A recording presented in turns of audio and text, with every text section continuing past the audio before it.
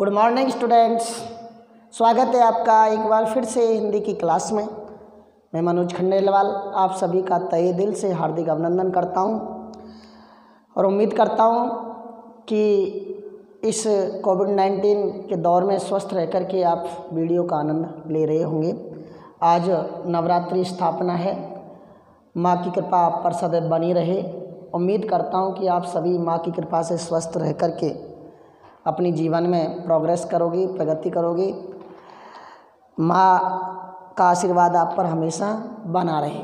तो सबको हार्दिक शुभकामनाएं नवरात्रि की मेरी तरफ से आपको और आपके परिवार को। तो आज हम हिंदी साहित्य के भारतीय युग के प्रमुख कवियों की बात कर रहे हैं, जिसमें हमने अपने अगले पहले जो वीडियो हैं उनमें भारतेंदु हरिश्चंद्र, पंडित बद्रीनारायण चौधरी जिनको हम प्रेमगन कहते हैं, प्रताप नारायण मिश्र और इनके बारे में थोड़ा थोड़ा सा हमने अध्ययन कर लिया था। आज जो मैंने बोल दिया था ना आपसे कि जो कवि हैं जिनके बारे में थोड़ा थोड़ा अध्ययन करके आज इस भारतीय युग के कवियों को हम समाप्त कर लेते हैं। उसके बाद भारतीय युग के गद्य साहित्य की तरफ अपन जो चलेंगे 4 नंबर के प्रश्न की तरफ। तो मित्रों, सबसे पहले आज हम चौथे लेखक की तरफ चलते हैं और वो चौथे जो लेखक हैं वो हैं हमारे बाल कृष्ण भट्ट।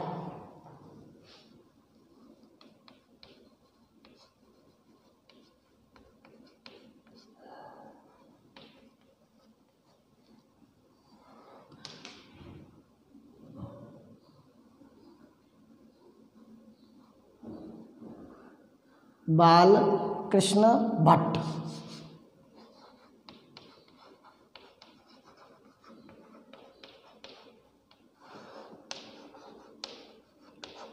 देखिए सर, तो सबसे पहले तो हम आपको बता दें कि 1844 ईस्वी में इनका जो जन्म था वो 1844 ईस्वी में यानी 1901 विक्रम संवत, दोनों चीज़ देख लेना, प्रयाग में हुआ था। प्रयाग में इनका जन्म हुआ था और मैं यहाँ ही मृत्यु साथ साथ लिख देता हूँ ताकि याद के लिए दिक्कत नहीं आए।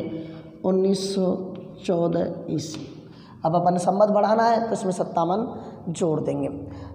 घटा देखें, अब इनके बारे में हमें थोड़ी थोड़ी जो महत्वपूर्ण तथ्य है ना, अब इनके जितने भी कभी आएंगे उन्होंने थोड़े जो फैक्ट है महत्वपूर्ण वो हमें लिखते चलने साहब। देखो, तो इसके तथ्य देखते चलना आप, थोड़े थोड़े से तथ्य हैं और उनके बाद इनको फ्री करेंगे साहब। तो पहली बात क्या है कि भारतेंदु मंडल के सबसे वरिष्ठ सदस्य 1850 में भारतेंदु हरिश्चंद्र हुई थी, तो सबसे वरिष्ठ। दूसरी बात इन्होंने क्या लिखा, इनकी विशेषता क्या है कि इन्होंने अपनी रचनाओं में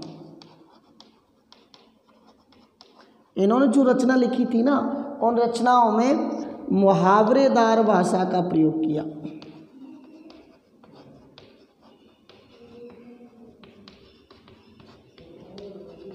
इन्होंने अपनी रचनाओं में मुहावरेदार भाषा का प्रयोग किया।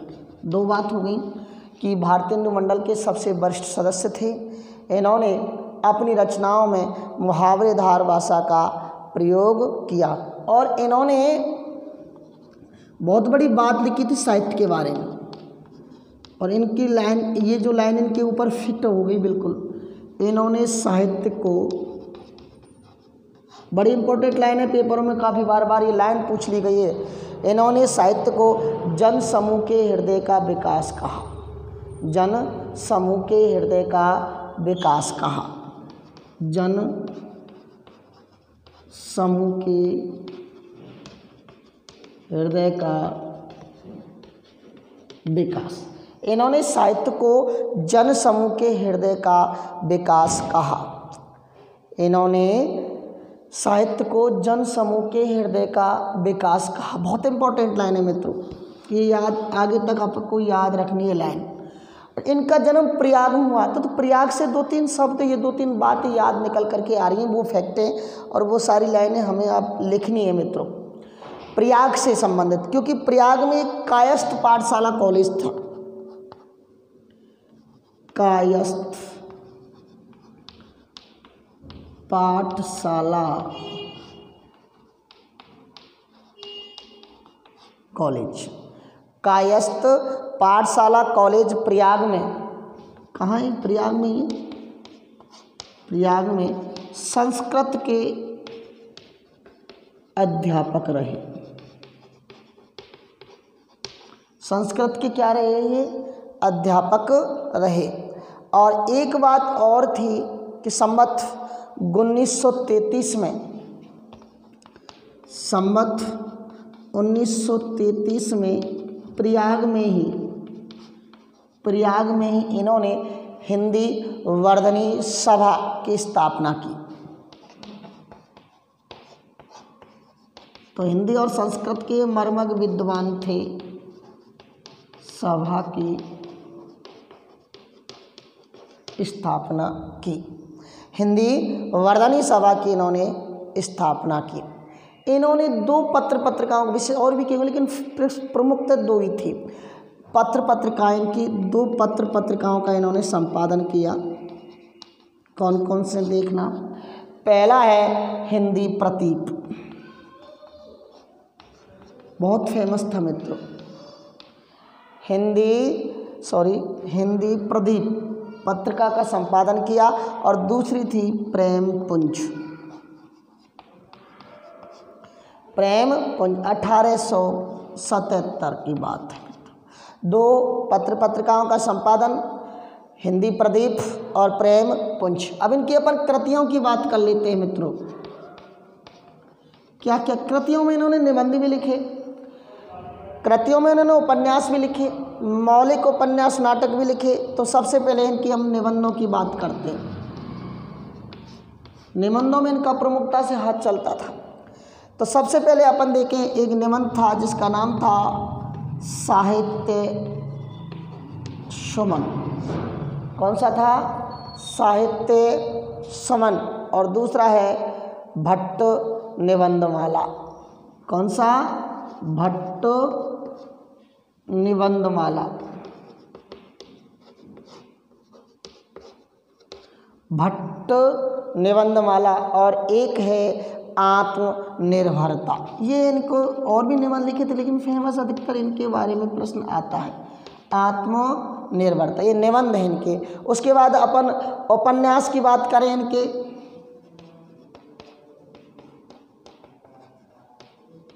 नूतन ब्रह्मचारी, नूतन ब्रह्मचारी, 100 अजान और 1 सुजान। बहुत फेमस उपन्यास है ये, 100 अजान और 1 सुजान। ध्यान रखना, 100 अजान और 1 सुजान और 1 रहस्य कथा, 1 रहस्य कथा। ये इनके उपन्यास थे। उसके बाद जैसे अपन इनके मौलिक नाटकों की बात करें,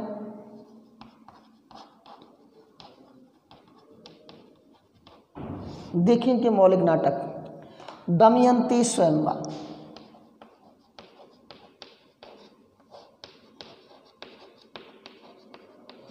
दमयंती स्वयंवर, बाल विवाह, बड़ा फेमस है सा, बाल विवाह, रेल का विकट खेल,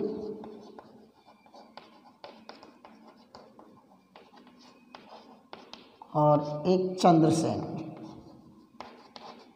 ये बालकृष्ण भट्ट के बारे में हमने थोड़ी सी आपको जानकारी दी। 1844 1901 विक्रम संवत मृत्यु 1914 में सबसे वरिष्ठ सदस्य में से एक, मुहावरेदार भाषा का प्रयोग किया। इन्होंने साहित्य को जन समूह के हृदय का विकास कहा। प्रयाग में इनका जन्म हुआ। कॉलेज में संस्कृत के अध्यापक रहे। हिंदी वर्धनी सभा की स्थापना की। ये इनके उपन्यास थे, निबंध थे। सारी बातें जो थी ये आपको बता दी गई हैं। ये सारी बातें आपको बता दी गई हैं। अब हम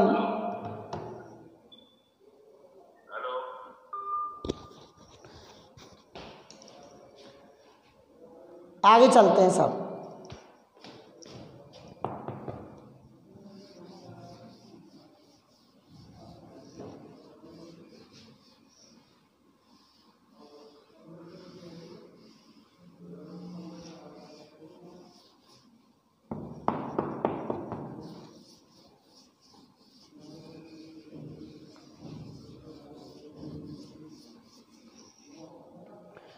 अब दो कवि और हैं, एक का नाम राधा कृष्णदास और एक राधा चरण गोस्वामी। तो सबसे पहले अपन राधा कृष्णदास की बात कर लेते हैं।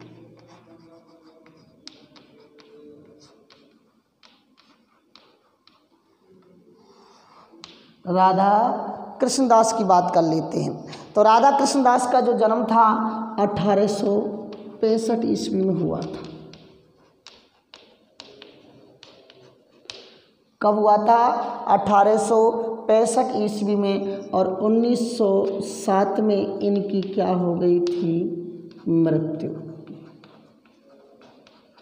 1907 में इनकी मृत्यु हो गई थी। तो इनकी रचनाएं देख लेते हैं कौन कौन सी हैं।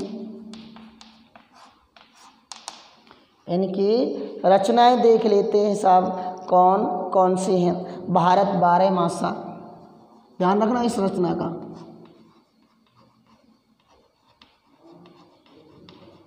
भारत 12 मासा, देश दशा, देश दशा और पृथ्वीराज प्रयाग।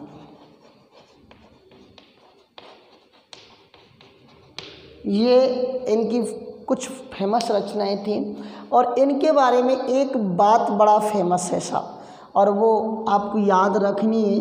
बस एक चीज़ तो ये याद रखनी है कि नागरी प्रचारणी सभा काशी के, ये नागरी प्रचारिणी सभा काशी, नागरी प्रचारिणी सभा काशी के सर्वप्रथम अध्यक्ष रहे।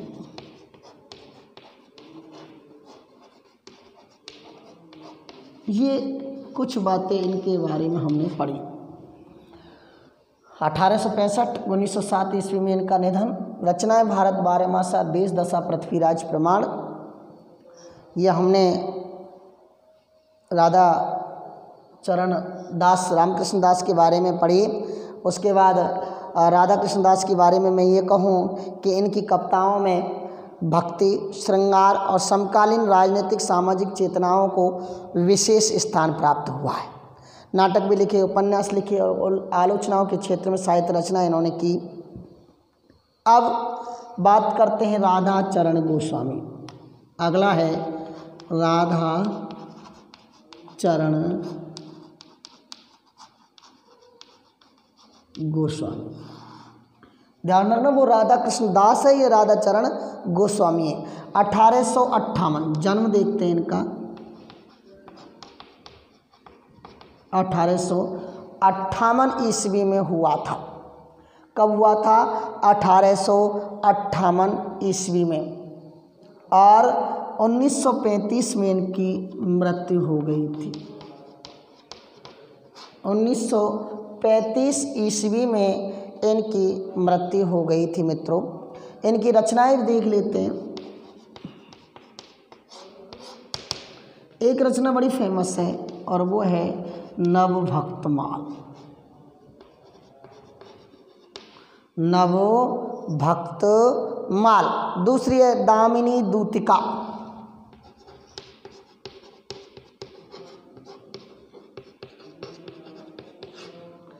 इश्क, दामिनी दूतिका, इश्क, चमन और भारत संगीत। कौन सा? भारत संगीत। इनके बारे में भी एक चीज़ हमें वो नोट करनी है यहाँ कि 1883 में ध्यान रखना। 1883 में भारतेंदु वृंदावन से, कहाँ से? वृंदावन से भारतेंदु नामक पत्रिका का संपादन किया था। क्या किया? भारतेंदु नामक पत्रिका का संपादन किया। थोड़ा सा स्क्रीनशॉट लें, अगली बार चलेंगे।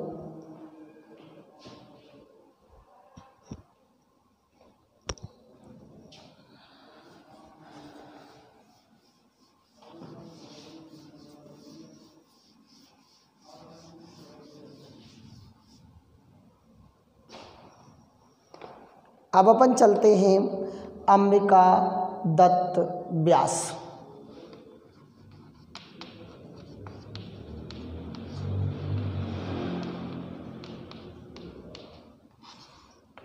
संस्कृत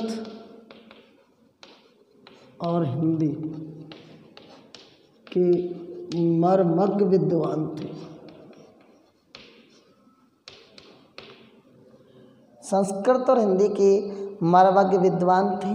जन्म जो था इनका 1858 ईस्वी में राजस्थान में हुआ था। और कहाँ हुआ था? राजस्थान में, कि जयपुर से 22 किलोमीटर दूर एक स्थान है, और वो स्थान है रावत जी का धूला।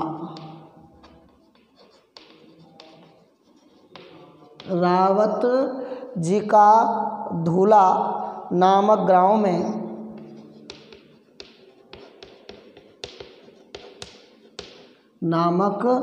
गांव में सिलावटी मोहल्ले में हुआ था।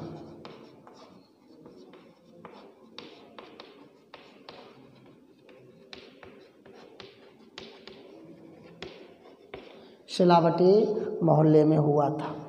इनके जो पिता थे वो वहाँ से छोड़ कर के कहाँ आ गए? काशी प्रयाग। कहाँ गए? काशी आ गए। इनके पिता जयपुर से काशी आ गए। इनके जो पितामह थे बाबा साहब व्यास जी के जो पितामह थे उनका नाम था पंडित राजाराम।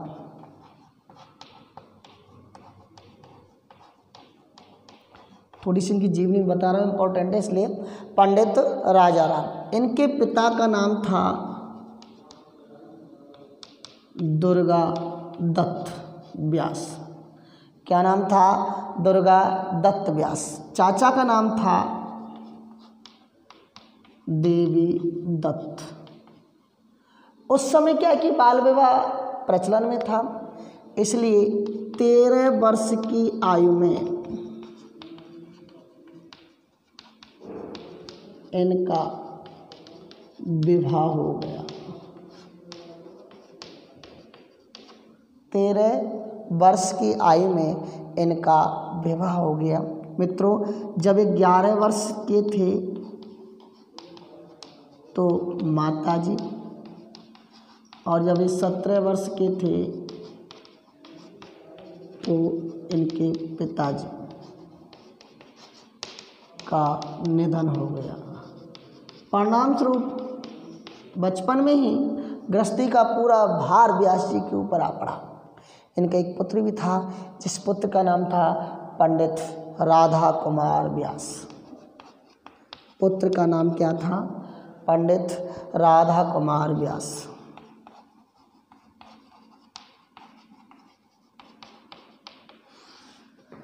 कहते संस्कृत के बहुत बड़े विद्वान थे।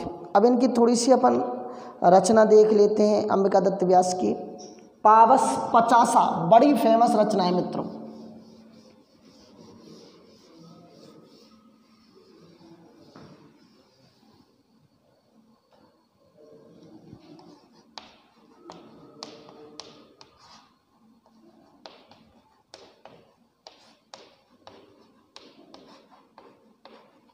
पहली रचना पावस पचासा इन्होंने लिखा था। एक लिखा था सुकवि सतसई।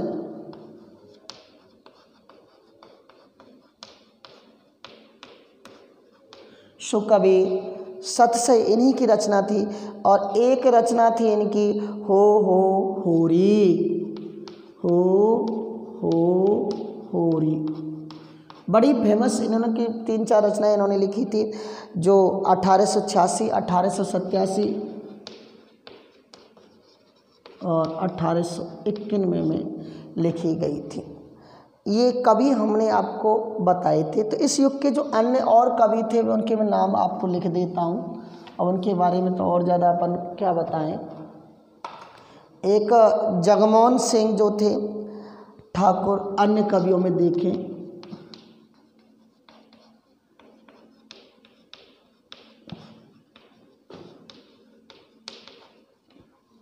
जगमोहन सिंह, जगन्नाथ दास रत्नाकर,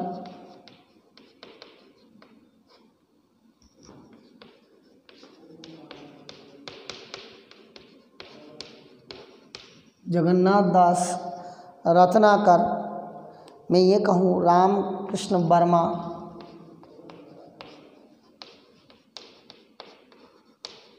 जिन्हें बलबीर कहा जाता है, रामकृष्ण वर्मा, बलबीर, गुलाब सिंह,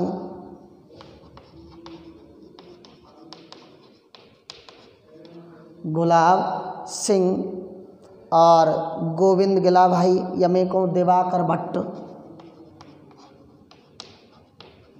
आदि इस युग के अन्य प्रमुख कवियों में से एक थे। मित्रों, हमने भारतीय युग के जो प्रमुख कवि थे उनके बारे में थोड़ा सा अध्ययन करने की कोशिश की, आप तक पहुंचाने की कोशिश की, जितना आया उतना बताने की कोशिश की। अगली वीडियो में हम इनके गद्य साहित्य के बारे में, नाटक उपन्यासों के बारे में कुछ बातें और थी, उसके बाद इस युग को अपन कर लेंगे समाप्त। फिर चलेंगे अपन छायावादी युग में। मित्रों, आज के लिए इतना ही, हमें दीजिए आज्ञा। धन्यवाद।